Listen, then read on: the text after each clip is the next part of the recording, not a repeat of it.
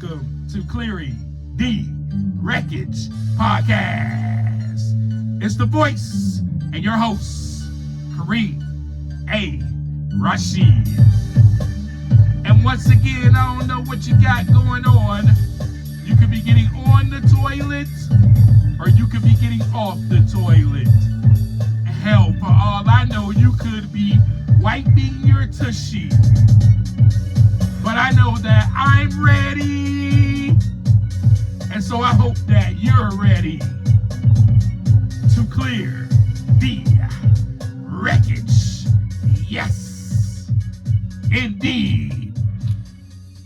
What's up? What's up? What's up? What's going on today with you, my peeps, my fellow Wreckage Clearers, my Wreckage Clearing community? We're back for another great episode and conversation. And I know I said to you last week, we're going to talk about secure attachment, but nope, we're not. We're scratching that. Chicka, chicka, chicka, chicka, chicka, chicka, chicka, chicka, chicka, chicka. Reverse. Chicka, chicka, chicka, chicka.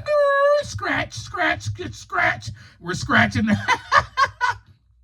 We are scratching that because we need to talk a little bit more about unlocking ancient attachment. And so in today's conversation, I want to go a little bit deeper with you on ancient attachment style and why fear, guilt, and shame are the core responses of your nervous system. You ready? Let's get into it. First, ancient attachment style is linked to your nervous system. These three responses. Why? Because your brain treats the relationship threats like physical danger. Your brain cannot distinguish the difference. It triggers a fight or flight state. And this is why you either want to run away, but you are afraid to. And this is why you shut down emotionally. And this is why you want to fight. Right? You want to fight your partner. You want to argue. You want to explain yourself to the core. And you want to defend yourself. Your defenses go up right away. And that's why you feel attacked. But your fear is really truly coming from being left alone or abandoned. Number one, that's your fear, where it's coming from. Your shame. You feel shame because you feel like you are bad or unworthy. You feel guilt, number three, because you think that your own needs may hurt others. At times, I often find myself even feeling the same way and saying this. Let's have an honest time with Kareem. And I'll be saying, well, I don't want to be a burden to them. I don't want to be a burden, so I shouldn't ask for this. Right? Have you ever said that? All of this, my friends, comes from inconsistent care from your primary caregivers. We talked about that before, but I'm going to tell you again. That is where ancient attachment style comes from, the inconsistent care from your primary caregivers. For instance, let's take me. Being a child whose parents went through a divorce, I thought there was something wrong with me. And especially when my mother had custody of us, I thought, well, I must be unlovable. Well, I must not be wanted because my dad must not like us. My dad must not want me. I must be a hellish kid. And ultimately, there was a feeling of rejection there and abandonment. So let's go over real quick how fear drives this system. Fear makes rejection feel like a threat to your life. Man, it really does. You're so afraid that they will leave you. You must say the right thing. You must do the right thing. You must give them whatever they want. If not, then you are doomed. Doom. Because you feel that you will be left alone. Have you ever felt that way? And the reason I'm sharing this and going deeper with you today is because I know that there is someone, one of you, even if it's one, it doesn't matter. That's all I'm here to help, one person, that has ancient attachment style and knows exactly what I'm talking about and is going through it right now and does not understand any of this and why they think the way that they think. So I am here to share this with you because, hey, that one person who's listening, guess what? I am just like you, and you're not alone. All right? And guess what? There is nothing wrong with you at all. You're not broken. You are good enough and you are worthy of love. So worthy of love.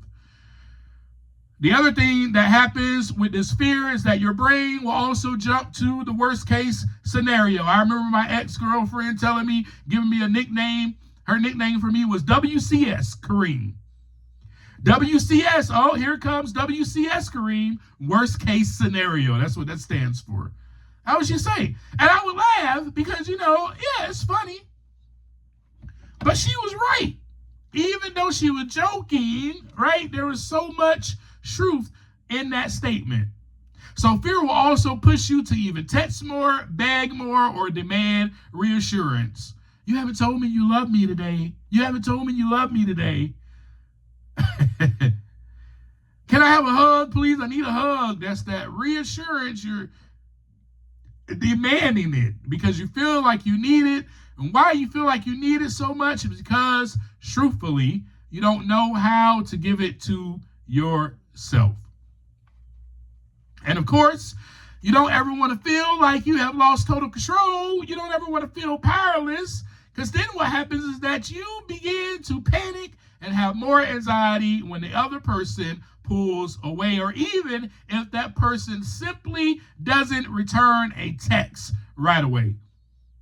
So let's talk about expectations when it comes to phones or text message. Do you expect your partner, now be honest now, do you expect your partner to return your phone call right away? If they miss your call, to return it right away?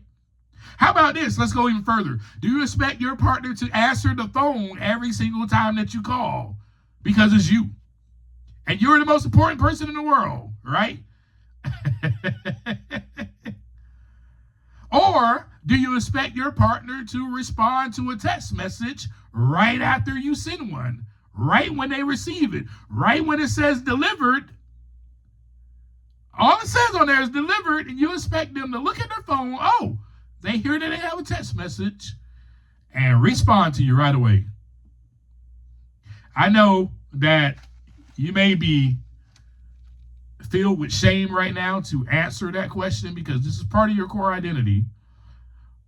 But you don't have anything to be ashamed of, because there's plenty of us out here with anxious attachment style, me being one of them, that I used to struggle with that a whole lot. I've gotten a lot better. I don't really wrestle with that as much as I used to, but I definitely used to so much. So you're not alone.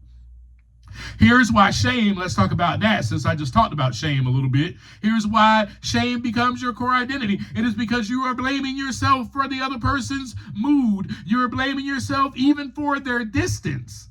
Again, you begin to think that there is something wrong with you. Let's go back to my childhood. When mom had us and my daddy didn't have me, I thought, well, maybe there's something wrong with me. Maybe there's just something wrong with me. When all of my siblings left the house, they sprouted up. It wasn't their fault. They just got older quicker than I did. I was the youngest. And they left. I said, well, maybe there's something wrong with me. I felt like there was something wrong. Nobody wants me. Nobody wants me. I'm unlovable. So that shame comes there. And it comes from the childhood. Maybe you don't know that. So I'm here to share that with you. Right? And so here's something that we also do. Those of us that are anxiously attached, we may even make up stuff in our head. All right? So we're making up all this stuff in our head. Oh, I'm unlovable. There's something wrong with me. I must have done something. And we jump to conclusions and assumptions. Right? So the internalized blame happens because your core belief is that something is wrong with you. Hey, I am not enough, or I am too much, or I am broken. Shame also makes you hide your true needs to stop people from leaving. You don't want to express your true needs because you feel like you are a burden. Again, that stems from that core belief that I am too much, I am broken, I am asking for too much, I am a burden. And the more you feel shame, the harder you cling to others for worth. The more you come home and you demand reassurance. Here's why guilt will control your actions as well. So we talked about fear, we talked about shame. Let's talk about guilt, the last one. Because you feel guilty just for wanting attention or time. This is called policing your needs. You're waiting for the right time to speak up or say what it is that you need. Now, granted, there is a right time and a calm time that you need to come to your partner and express your needs. You better not be coming to your partner and expressing your needs in the middle of a heated argument. That is not the time to do it. However, with this guilt that is controlling your actions, you are making sure that your partner is in a good mood, they're happy, before you bring up your concerns or your needs. Yes. Now, guilt also controls your actions because you feel responsible for fixing your partner's moods or feelings, right? If they have a bad feeling, they have a bad mood, you feel responsible. They had a bad day at work and they express it. You feel responsible for fixing the feelings that they had about their current day at work. You want to bring up solutions and all of that stuff because you feel responsible. And why you feel responsible is because you feel like there may be something that is wrong with you or something that you have done. Let alone, you do not want to be selfish. So the guilt tells you that asking for love is a bad thing. So walk with me for a minute. Walk with me for a minute. If you go to your partner, let's talk, those of you who are married right now, you go to your partner and you say, hey, babe, it's been a while since we had sex. I really want sex. I need some loving. And your partner says a comment to you, oh, man, is that all you think about is sex? That, my friends, is rejection. And what if you go to your partner again and you ask them for sex or you reach out for sex? You reach out to touch them, you try to give them comfort, you try to turn them on in some kind of way, and they pull away. That is rejection. And rejection, my friends, on an anxious attachment style, the person that has anxious attachment, it leaves a big stain. I'm talking about the stain that don't get out of your clothes. You can't wash it out. Ain't no detergent strong enough for this stain. Because what it does is the cycle begins to repeat itself. That shame, that guilt, and that fear. Because now you don't even want to go to your partner anymore because you are afraid that they are going to reject you. Then you feel like, well, dang, there must be something wrong with me. Is my partner not attracted to me? Yeah. Woo. Man. It's hardcore to us that are anxiously attached.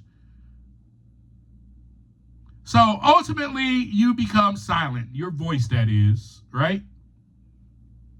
You just don't want to say anything. There's no need for me to say anything. I don't have a voice in this relationship. And I can't say anything because if I say this at this time or if I say that, oh no, they're going to leave me. And that's your fear. And so that cycle continues to repeat itself, and repeat itself. I did that on purpose. And then, even like showing anger, you don't want to show that you're angry because you are in fear, you're afraid. So how do we begin to clear the wreckage on this? How do we begin to change these thoughts? Well, first, we must remember that these thoughts are deep-seated and they are even automatic. Remember on our previous conversation, one of our conversations we talked about, probably 2 or 3 episodes ago, I talked about the automatic thoughts. All right, so this is what is happening inside of your nervous system, inside of your brain. So changing these attachment thoughts require rewiring the automatic stories that our brain tells us when we feel insecure, right? So because these thoughts are deeply seated to your nervous system survival state, you must challenge them with consistency and self-compassion. So the first thing we must do is become aware. So to the person that's listening to this and doesn't have any idea what attachment style they are and they hear themselves in this, that is you becoming aware right now. Oh man, well, that sounds like me. Well, Kareem is saying something. Wow, that sounds like me. Okay, so now you are becoming aware of this. You must notice that you have an automatic story, an automatic thought that you tell yourself when you begin to feel insecure or be triggered, right? So then we must catch the trigger by identifying the exact moment that our thoughts start to spiral. Now they start to, I said spiral, spiral. We must identify that moment. So practically it can look something like this. Okay, my partner came home, they're silent, they're not saying anything to me. And then we begin to think, oh, well, I must have done something wrong. There's something wrong with me. That thought right there is coming in. It's an automatic thought. Oh, they don't want anything to do with me. Automatic thought. Here we go. We're about to start this carousel. We're about to spiral out of control. So we must catch that. Okay. Then we must give that story a name. Tell ourselves, oh, wait, this is ancient attachment right now. Trying to create a story for me. Trying to tell me that I did something wrong. And so we separate ourselves from our thoughts. Yes, they are our thoughts, but they are simply that, a thought, not a fact. And then the last thing we must do is pause. We must stop ourselves from texting, stop ourselves from calling. Yes. And then we need to practice facts over feelings, right? We need to fact check our anxiety. We got to ask ourselves, what objective fact proves that my partner is leaving? Why do I think they're leaving? What objective fact proves that they're leaving? What objective fact proves that my partner is seeing someone else? Notice I said objective is the key word. Subjective is not. Subjective sounds like this. Well, my partner ain't answered the phone, so she's at another man's house. Well, my partner didn't answer the phone, so he's at another girl's house. No. That's subjective, and those are automatic stories that you automatically tell yourself. So the objective thought will be something like, oh, you know what? My girl is not answering the phone, and she can't get to the phone right now because she is busy at work. Period. And then you need to list the counter evidence. You need to remind yourself of the times that your partner has shown you love. Man, last night, man, my girlfriend just poured into me and told me how much she loves me, how proud of me she is. She gave me all that validation and reassurance. I'm good. You feel me? That's what we got to do. Now, so if your partner is quiet and that is causing a trigger moment for you, then find 3 reasons why they might be quiet. Okay, well, my partner had a bad day. My partner had a long day. My partner is in deep thought. My partner might need some time to decompress. That was 4 I gave you, however. Just find 3 things. Also, it doesn't hurt for you to even open your mouth and ask. I was always told a closed mouth don't get fed. Open your mouth and ask, but do not ask from a clingy stance. In other words, do not ask from a panic. I noticed, are you okay? Don't ask like that, because you're asking from a place of fear, guilt, and shame. You're thinking something is wrong with you. That shame, you're thinking and you're feeling guilty for something that you did. That argument yesterday, they're still mad about that. You feel guilty about it. And then that fear, you're afraid that they are leaving you or something else, right? Ask out of genuine love. Just go, hey, everything all right, babe? Simple as that. Also, remind yourself that silence, quiet time, or even a bad mood does not equal a broken relationship. And so with that, we must rewire our core beliefs. We need to do a little cognitive reframing. First, we need to flip the shame. Okay? So walk through with me. Change, I am too needy to, I have valid human needs for connection. Then we need to flip the fear. Change, they are leaving me, to, they are busy and I am safe on my own. Then we need to flip the guilt. Change, I am ruining things, to, expressing my feelings is healthy. Then repeat that truth and write new statements down and read them daily. All right? And then the last thing you need to do is just become your own safe haven. Speak to yourself like a child who needs comfort. Remind yourself that your value does not depend on them texting you right away or them saying I love you 3 times a day or even once a day. It doesn't depend on that. It does not diminish or add value to you, and it doesn't lessen your worth or it doesn't increase your worth. You are worthy of love and you are more than enough. Focus on some hobbies. Focus on some friends or some different tasks that only belong to you. You know what I mean? I play my video game. Like, that belongs to me. Or I read a book. Practice validating yourself by learning to tell yourself that you are okay. Remember last week? Not last week, but the week before? You are okay. I am okay. I am safe. All right? And here's something my therapist, I'm going to leave you with this, that my therapist taught me on how to communicate with my partner by saying I statements. Say, I feel rather than you always. I feel is you actually owning your feelings, right? Being aware and noticing that these feelings, yeah, they come from me. They're mine. No one put these feelings in me. No one made me feel some type of way. No, nobody can make you feel some type of way. You got to get that through your head, right? So you just share with them, I feel.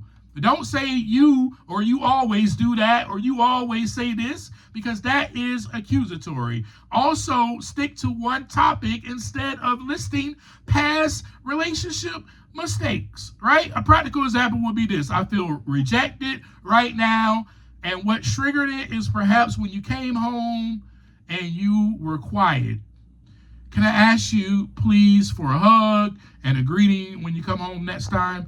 Also, that's it. And remember that having needs is perfectly normal, healthy, and necessary. And I'll leave you with this. You are only human, and as a human, you desire connection because you were wired for connection. All right?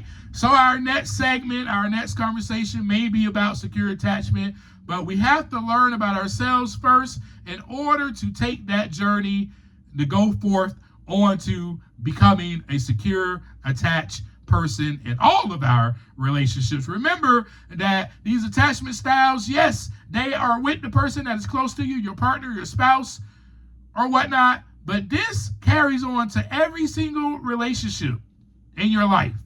So I want you to think about all the relationships. That's your homework. Think about all the relationships in your life where you have seen this type of behavior or these type of deep-seated thoughts, and practice changing them. Flip the fear, flip the shame, and flip the guilt.